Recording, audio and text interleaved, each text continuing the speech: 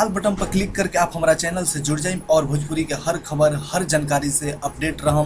बिना सर्च के लिए आपके स्क्रीन बॉक्स पे दिखाई रउआ लोग के स्वागत बा भोजपुरी के number 1 channel Bhojpuri fans club. नमस्कार, प्रणाम, आदाब। आप सबके बीच में लेके वो बहुत ही मजेदार तो ना कहम, बहुत ही भाव वाला और बहुत ही अच्छा न्यूज लेके आए बनी। आप सब सुन के आपकी न्यूज बड़ा अच्छा लगी। यदि आप एक कलाकार के फैन बानी तो और भी एक खातिर आपके दिल में जगह बन जी। जे नइखे भी जिनका के ना चाहेला, खाली सुनेला, थोड़ा सा जानेला, नाम देखता, वो भी इनकर फैन बन जी। देखिए, इंसान पैसा तो हर दुनिया पैसा भरल बा हर जगह, लेकिन एगो इंसान जब महानता करे लागे, अपन पैसा के छोड़ दुनियादारी में आवे, दुनिया में लोग के मदद करे लागे, हर आदमी के अपना जैसन समझे, जहाँ से लोग क्या के चाहेला। अब सच में देखी तो हर कलाकार खातिर दर्शक भगवान होबे करेले। ई पवन सिंह हरदम कहले।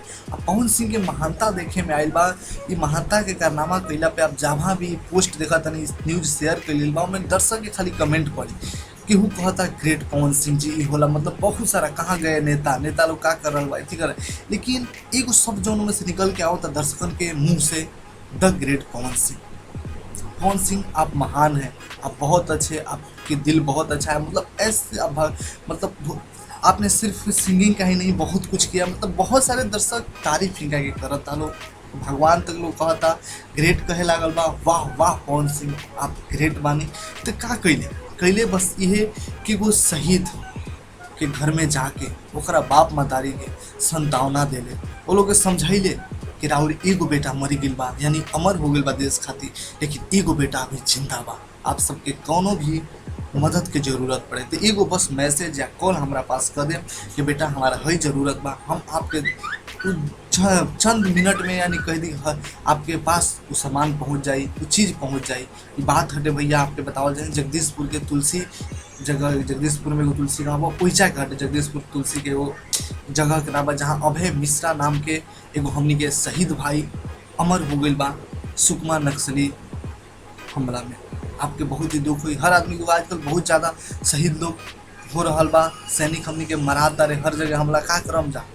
एक कारण भी बाटे भ्रष्टाचारी, अत्याचारी, नक्सलवादी, आतंकवादी के जनसंख्या बढ़ल जाता। तो एगो सोचनीय बाटे और बहुत ही खराब स्थिति आजकल देश में चल रहा बा। और सरकार हाथ पे हाथ धो के बैठता।